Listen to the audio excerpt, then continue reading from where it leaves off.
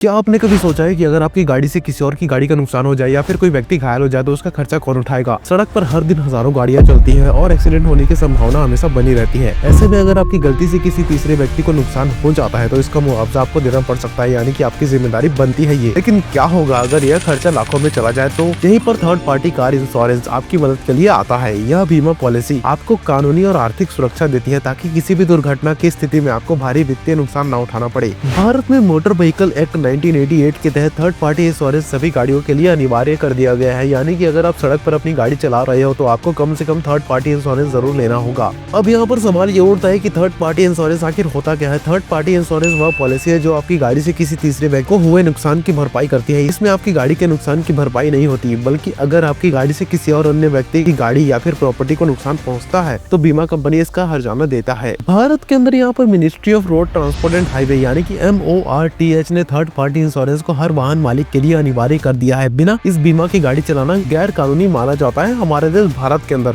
और आपको भारी जुर्माना भी भरना पड़ सकता है। नए वाहन खरीदते समय पहली बार के लिए इसे खरीदना बहुत ही ज्यादा जरूरी होता है। दोस्तों, पॉलिसी का नवीनीकरण यानी कि रिन्यूअल करना सालाना या फिर दीर्घकालीन आधार पर किया जाता है। बीमा कंपनियां IRDAI insurance regulatory and development authority of India के तहत इस पॉलिसी को ऑफर करती है। लेकिन हाल ही में भारत में थर्ड पार्टी इंश्योरेंस को लेकर लोग इतना परेशान आखिर क्यों है? सबसे बड़ा सवाल आपके मन में यहाँ पर आ रहा होगा, है ना? आ रहा है ना? और अगर इस सवाल का जवाब आपको इस वीडियो में चाहिए तो प्लीज इस वीडियो को आखिर तक देखिएगा। अगर इस वीडियो को आप आखिर तक नहीं देखते तो ये कंफ्यूजन हमेशा कंफ्यूजन रह जाएगा, और अगर आपको ये कंफ्यूजन क्लियर करना है तो watch it till the end.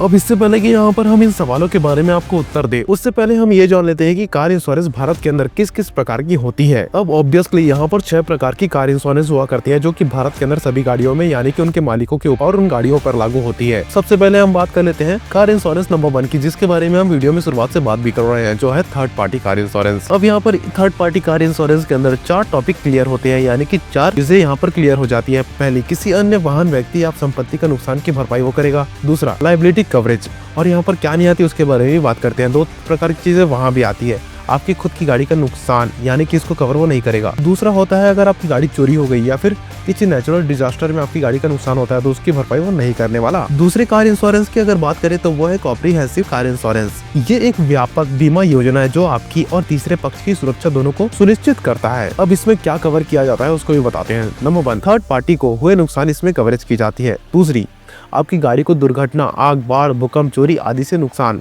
इसको ये कवर करता है। तीसरा, पर्सनल एक्सीडेंट, इस चीज को भी ये कवरेज दिया करता है। अब यहाँ पर ये क्या कवर नहीं करता ये इंश्योरेंस, उसको बात करते हैं। 2 प्रकार की चीजें होती है जिसको ये कवर नहीं किया करता। पहला, शराब पीकर ड्राइविंग से हुए नुकसान को ये कवर नहीं करता, यानी कि अगर शराब पीकर आप गाड़ी चलाते हैं और उससे नुकसान हो जाता है आपकी गाड़ी को तो इससे आपका कोई लेना देना नहीं होगा उस स्थिति में। दूसरा होता है किसी अनजान व्यक्ति को अगर आप गाड़ी देते हैं और वो आपकी गाड़ी चलाता है और उससे नुकसान हो जाता है तो उसको ये कवर नहीं करेगा, यानी कि कॉम्प्रिहेंसिव कार इंश्योरेंस इसके अंतर्गत नहीं आती।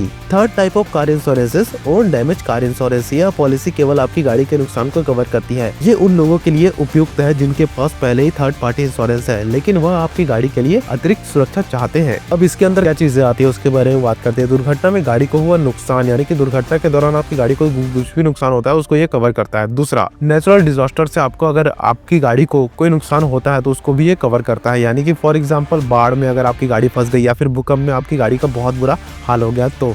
तीसरा है आग और चोरी से हुआ नुकसान। अब इसका मतलब ये होता है कि अगर आपकी गाड़ी में आग लग जाती है, यानी कि आग लगने से कुछ उसका नुकसान होता है, वैसे ही ऑब्वियसली नुकसान ही होगा अगर गाड़ी में आग लग गई तो उससे हुआ नुकसान, या फिर आपकी गाड़ी चोरी हो जाती है, आपकी गाड़ी से कुछ चीज चोरी हो जाती है, इंजन चोरी हो जाती है, पीछे का पिस्टन चोरी हो जाता है, वगैरह वगैरह चीजों को ये कार इंश्योरेंस कवर किया करती है, यानी कि ओन डैमेज इंश्योरेंस। अब ये क्या कवर नहीं करती? थर्ड पार्टी से हुआ नुकसान, यानी कि थर्ड पार्टी से अगर नुकसान होता है तो उसको ये कवर नहीं करेगा, ये बोलता है ये। दूसरा होता है सामान्य टूट फूट और रख रखाव की लागत, यानी कि सामान्य अगर थोड़ा मोड़ा टूट फूट होता है, डेंट वेंट आते हैं या फिर आपकी रखने में गलती होती है तो उसको ये कवर नहीं करेगा। कार इंश्योरेंस नंबर 4, पे एज योर ड्राइव इंश्योरेंस।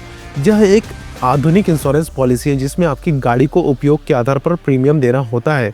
अब ये क्या कवर करता है?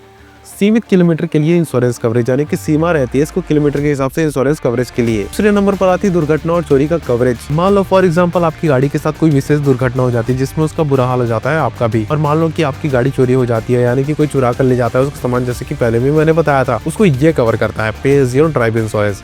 अब यहाँ पर ये क्या कवर नहीं करता, एक निर्धारित सीमा होती है मान लो यहाँ पर गाड़ी चलाने की, उस आधिकारिक सीमा से अगर आप ज्यादा चलाते हो, ज्यादा ये गाड़ी चल जाती है तो यहाँ पर अतिरिक्त प्रीमियम यानी कि ज्यादा प्रीमियम आपको देना पड़ सकता है, ऐसा ये पॉलिसी यहाँ पर कहती है और इसको ये कवर नहीं किया करती। Car insurance number 5, zero depreciation insurance. यह पॉलिसी उन लोगों के लिए फायदेमंद होती है जो नई गाड़ी खरीदते हैं और मरम्मत के दौरान पूरी लागत चाहते हैं।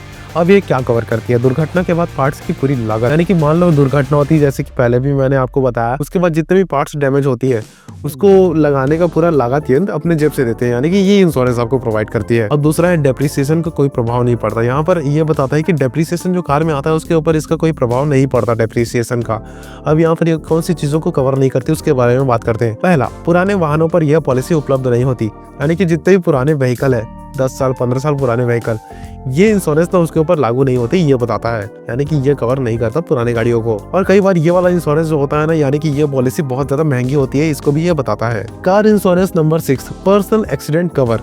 यह पॉलिसी ड्राइवर और मालिक के लिए होती है जो दुर्घटना के कारण हुई शारीरिक चोटों या मृत्यु होती है। अब यह क्या कवर करता है, दुर्घटना से हुई मृत्यु या फिर स्थायी विकलांगता। अब यहाँ पर मान लो दुर्घटना के दौरान किसी व्यक्ति की मृत्यु हो गई या फिर वो किसी तरीके से विकलांग हो गया तो ये कवर करेगा, यानी कि वहां से इंश्योरेंस आएगा आपको। और दूसरा होता है जैसे कि आप दुर्घटना होती है आपके साथ या फिर किसी और के साथ, अगर उसको हॉस्पिटलाइज करना पड़ जाता है, यानी कि हॉस्पिटल में उसको भर्ती करना पड़ जाता है, तो उसका भी ये चार्जेस दिया करते हैं, यानी कि इसको भी ये कवर करते हैं। अब ये क्या कवर नहीं करता, नशे में वाहन चलाने से हुआ नुकसान। अब मान लो यहाँ पर आप शराब का सेवन करके गाड़ी आपकी चला रहे हो और कहीं जाकर आपने अपनी गाड़ी भिड़ा दी तो उसको कवरेज ये नहीं करेगा। और दूसरा, अगर मान लो आप अपनी जानबूझकर अपनी जान दे देते हैं, यानी कि अब यहाँ पर कई बार क्या होता है ना, कई लोग जानबूझकर यहाँ पर सुसाइड करने की कोशिश करते हैं ताकि उनको इंश्योरेंस मिल जाए, ऐसी स्थिति में इनको इंश्योरेंस नहीं मिलता इस इंश्योरेंस के तहत। अब यहाँ पर हम उस सवाल पे आते हैं कि भारतीय लोगों के अंदर आखिर थर्ड पार्टी इंश्योरेंस को लेकर चिंता क्यों है। इसको भी मैंने यहाँ पर 5 पॉइंट में बांट दिया है। Point number 1, third party insurance का प्रीमियम महंगा हो रहा है।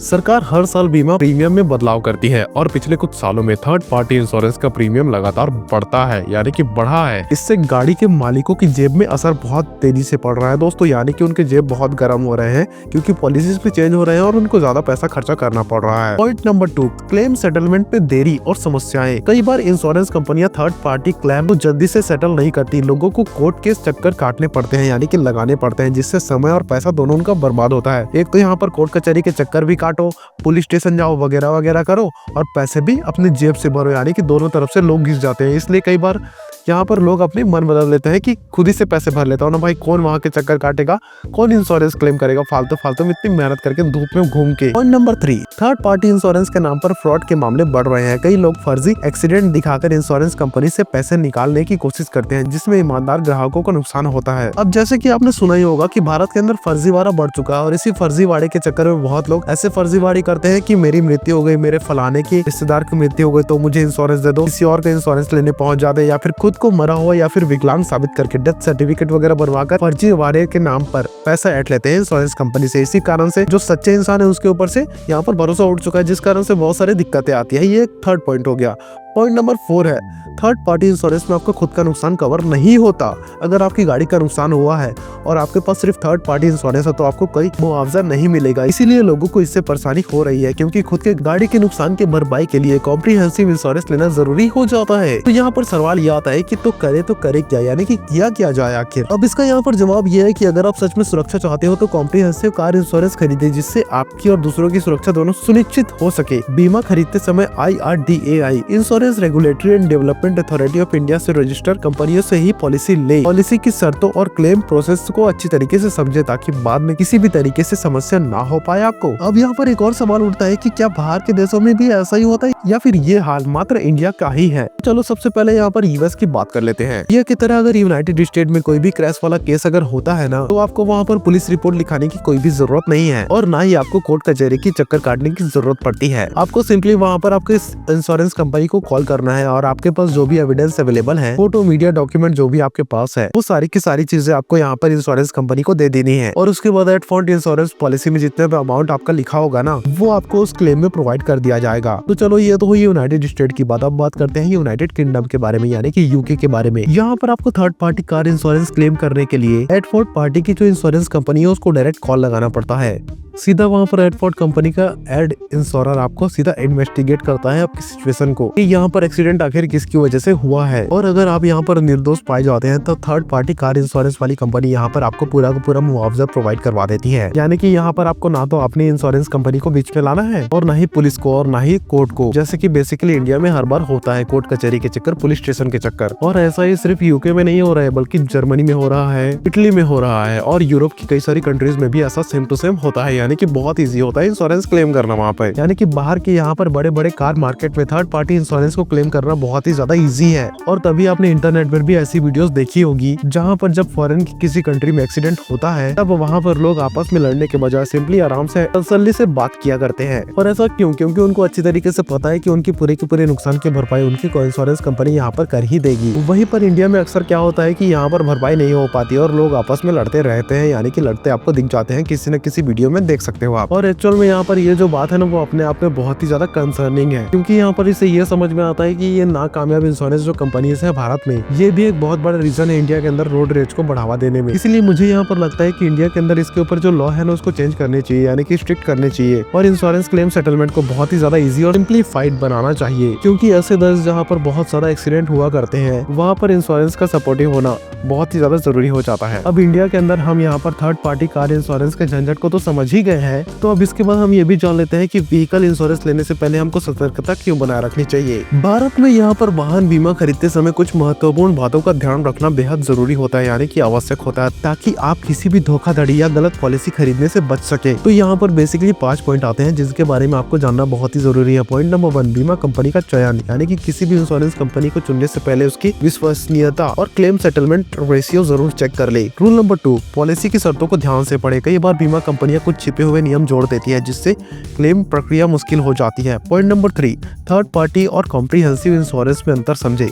केवल थर्ड पार्टी इंश्योरेंस लेने में आपकी गाड़ी को कोई कवर नहीं मिलेगा, इसीलिए अपनी जरूरत के अनुसार सही पॉलिसी चुने। पॉइंट नंबर 4, यानी कि roll number, digital insurance company से सावधान रहे। कई फर्जी ऑनलाइन बीमा कंपनी ग्राहकों को सस्ते प्रीमियम के नाम पर धोखा देती है। हमेशा IRDAI से पंजीकृत कंपनियों से ही बीमा खरीदे। Rule number 5, no claim bonus NCB का लाभ उठाए। अगर आपने पिछले वर्ष कोई क्लेम नहीं किया है तो बीमा नवीनीकरण यानी कि रिन्यूएबल के समय डिस्काउंट जरूर लें। अब आपका यहाँ पर इस बारे में क्या सोचना है? क्या आपको लगता है कि थर्ड पार्टी इंश्योरेंस सिस्टम में सुधार की जरूरत है? हमें कमेंट पे जरूर बताइएगा। अगर यह वीडियो आपके लिए मददगार रही है तो लाइक करे, शेयर करे इस वीडियो को, चैनल को हमारे सब्सक्राइब करके उस बेल आइकन को दबा दे। तब तक हम मिलते हैं आपसे अगले वीडियो में, तब तक सुरक्षित रहे और समझदारी से गाड़ी चलाएं। धन्यवाद।